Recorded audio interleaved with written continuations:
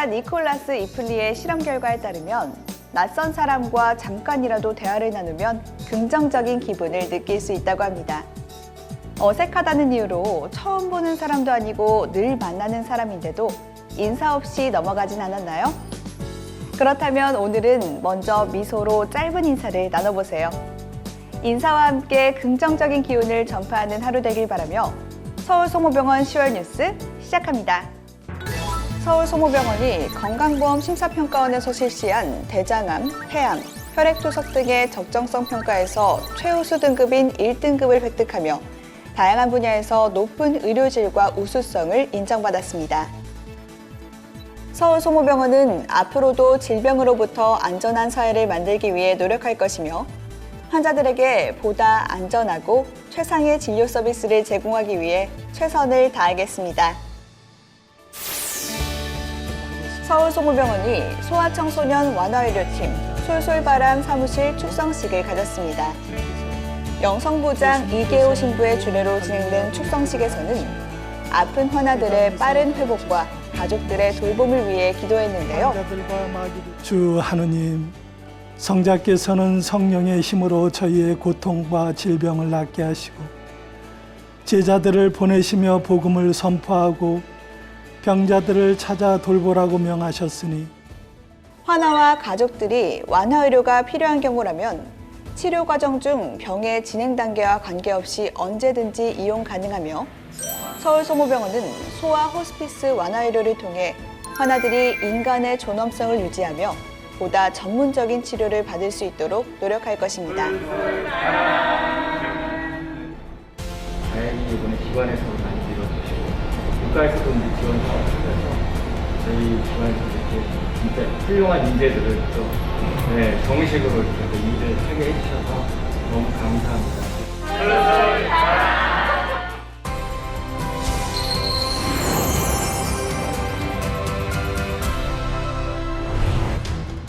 우리 몸에서 소변을 만들고 배출하는 기관에 생기는 비뇨기암.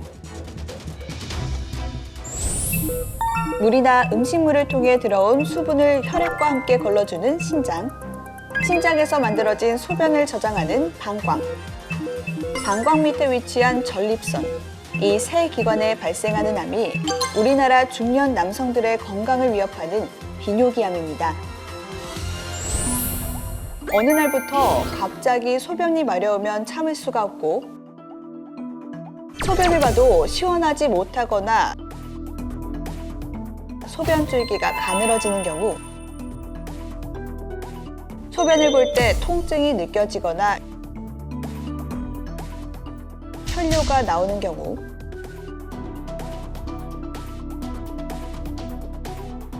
또 지나치게 소변을 자주 보는 경우에는 반드시 비뇨기계 질환을 의심해 봐야 합니다.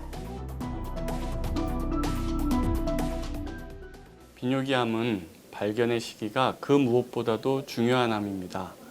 조기 발견, 조기 치료할 경우에는 완치가 가능하지만 그 치료 시기를 놓칠 경우에는 너무도 안타까운 상황에 놓일 수 있는 질환입니다.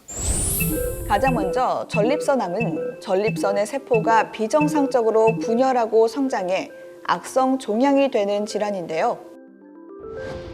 종양의 크기와 침윤된 범위에 따라 1기에서 4기로 병기를 나눕니다.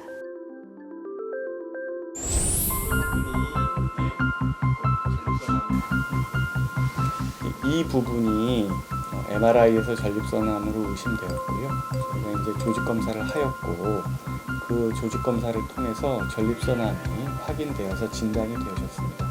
다행인 것은 2기로 추정이 되고 수술적으로 제거를 하면 거의 완치에 가까운 치료 성공률을 보이지 않을까라고 생각이 듭니다.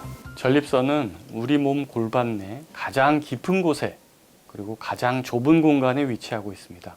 로봇 수술은 좁은 공간에서 이루어지는 수술 부위를 3차원 카메라로 좁은 공간의 작은 해부학적 구조물을 확대시켜 보여주고 손가락 굵기보다 가는 로봇팔이 자유자재로 움직일 수 있어서 사람의 눈과 손으로 수술하는 것보다 더 정교하게 수술할 수 있다는 장점이 있습니다. 로봇 수술의 이러한 장점은 전립선암 수술 후 발생할 수 있는 요실금 회복과 성기능 보존을 위해 좋은 선택이라고 생각합니다. 방광에 생기는 암은 암의 침범 정도에 따라 암세포가 점막에만 국한되어 있는 비침윤성 방광암과 점막 하층을 침범한 침윤성 방광암, 그리고 진행성 방광암으로 나눕니다. 저희가 이제 어떻게 소변을 볼 것인지 환자분이 이제 혈뇨로 오셨고요. 저희가 조금 전에 그 방광 내시경을 보았습니다. 이제 환자분도 보실 수 있듯이 눈으로 확인할 수 있으시듯이 방광 안에 포도송이처럼 자라는 혹을 발견하였고요. 방광암은 종양의 뿌리 깊이, 즉 암이 어디까지 침범했는지가 가장 중요한 치료의 선택 기준이 됩니다. 방광암의 경우에는 우선적으로 요도를 통한 내시경적 종양 절제술을 시행하게 됩니다. 이 내시경 수술은 진단과 치료를 동시에 수행하게 되는데요. 암의 침범이 얕아서 점막층에 국한될 경우에는 수술 이후 재발 여부를 계속 관찰하게 됩니다. 그러나 암이 깊게 침범하여 근육층으로 들어갈 경우에는 내시경 수술 이후 방광 적출술을 하게 됩니다. 국내외 학회 활동과 비뇨기학회 발전에 기여하고 있는 비뇨기암 수술명의 하유신 교수. 전립선암 치료법 선택에 명확한 근거를 제시하는 그의 논문은 국제적으로 암 치료 가이드라인을 선도하는 미국 종합 암 네트워크 저널에 게재되었을 뿐만 아니라 대한비뇨의학회 국외 논문 부분 최우수상을 수상하기도 했는데요. 최선의 치료 결과를 얻기 위해 정확한 치료 방법 선택과 정교한 수술, 이 두 가지를 항상 마음에 품고 진료에 임하고 있습니다. 암 수술 후 몇 년 후에도 재발 없이 건강한 삶을 살고 계시는 환자분을 뵐 때 의사로서 최고의 보람과 존재감을 확인할 수 있는 순간입니다. 저는 이 의사로서의 존재감을 더 높일 수 있도록 매 순간 최선을 다하겠습니다. 정확한 판단과 정교한 수술로 환자의 생존율과 삶의 질을 높이는 비뇨기암 명의 하유신 교수. 풍부한 경험을 토대로 환자의 작은 불편도 놓치지 않고 진심으로 소통하며 따뜻한 의술을 펼치고 있는 그는 완치라는 선물을 함께 나누기 위해 오늘도 최선을 다해 연구에 매진하고 있습니다. 다음은 우리 병원의 다양한 소식을 전하는 서울소모병원 포토뉴스입니다. 소화기내과 이인석 최영훈 교수팀이 12지장 팽대보 선종을 고주파 절제술로 치료한 결과 대부분 재발 없이 회복돼 안전성을 입증한 연구 결과를 발표했습니다. 신경외과 김진성 교수가 인공지능 인터페이스 기반의 수술교육 전문 어플리케이션 개발 기업과 함께 척추 내시경 관련 교육 콘텐츠를 개발해 전 세계에 공개했습니다. 직업환경의학과 강모열 교수와 안준호 전공의 연구팀이 폐지수거 노인의 직업적 손상, 근골격계 통증, 우울증 등 유병률이 다양한 인구 집단 대비 높다는 분석 결과를 발표했습니다. 신내혈관병원 박정욱 방사선사는 부정맥의 한 종류인 발작성 심실상성 빈맥 진단법인 정기생리학 검사를 주제로 기존 검사법의 제한점을 극복한 새로운 진단법을 제시했습니다. 다음은 우리 병원 교직원들의 동정을 전하는 서울소모병원 소식통입니다.